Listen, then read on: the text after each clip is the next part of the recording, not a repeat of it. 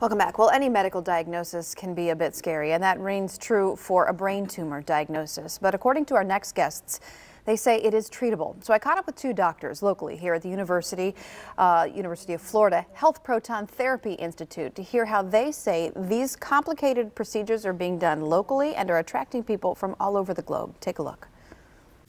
How prevalent are base of the skull tumors? Yeah. So base of the skull tumors are relatively rare tumors. And they encompass both the brain and neck, and that's because the skull base is the junction of the head and neck. And they're very rare, but if a patient has it, then that's important for them because it's not rare to them. And it's important, therefore, to seek out academic institutions that have set up skull-based centers and therefore have more experience with that. And I'm not sure if people realize that one of those academic centers is right here in our area. Otherwise, you'd be traveling to Miami or going all the way up to Atlanta.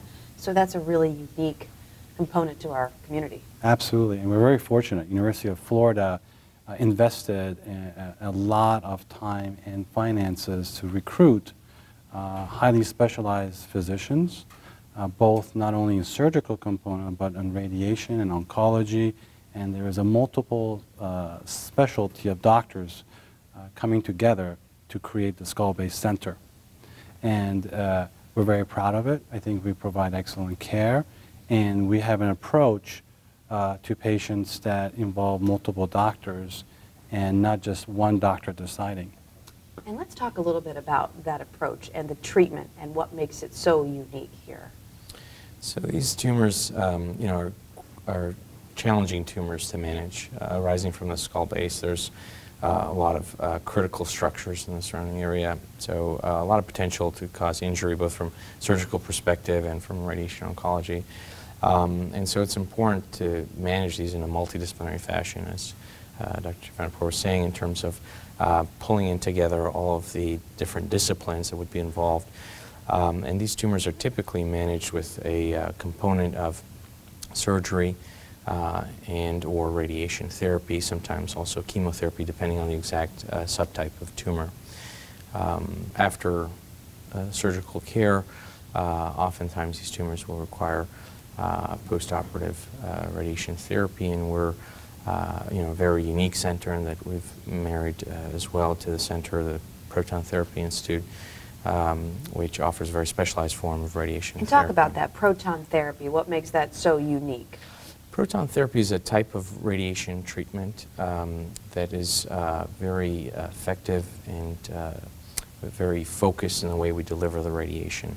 And so because it's much more precise than conventional radiation, we're oftentimes able to deliver a higher dose of radiation in some cases to tumors than would otherwise be possible with conventional radiation. And that oftentimes may lead to an improvement in the chance of controlling the tumor. At the same time, because it's much more focused and precise, we can spare a lot of the critical surrounding structures, structures that are important for vision, hearing, swallowing, scent, so important critical functions, and therefore at the same time also decrease the risk of treatment effects. If someone's watching now, how do you even know that you could potentially be having a base of the skull tumor? Are there warning signs and symptoms, or are these things that you just need to be going to your physician regularly and checking out? I mean, how do you get to that point where you even know that you might need this specialized treatment? So it depends. The skull-based tumors in general encompass a variety of tumors, and so it really depends oftentimes on the location at which they arise. But they may present at times with, changes in vision, so double vision or vision loss, hearing loss. Sometimes there may be hormonal deficits, or there are also some tumors that may arise in the sinus or nasal passages, which then extend or invade into the skull base, and so you may have nasal symptoms as well, or headache or nausea and vomiting. And so the key thing is if you develop any of these type of symptoms and they persist or worsen over time, that certainly you seek medical attention, which will ultimately lead to further investigations. Right. And knowing that there's a specialized facility that has specialized training that I know that you both have had, and we have about a minute left. Talk about the specialized training. I know it's hard to do in a minute, that you both have had that have led you to be able to head up an establishment such as this.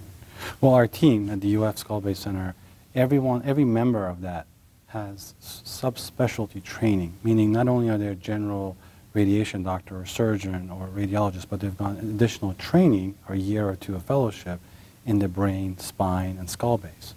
And that provides expertise that are just very difficult to come by. Gentlemen, thank you so much for your time. Appreciate your expertise. Thank you. Thank you.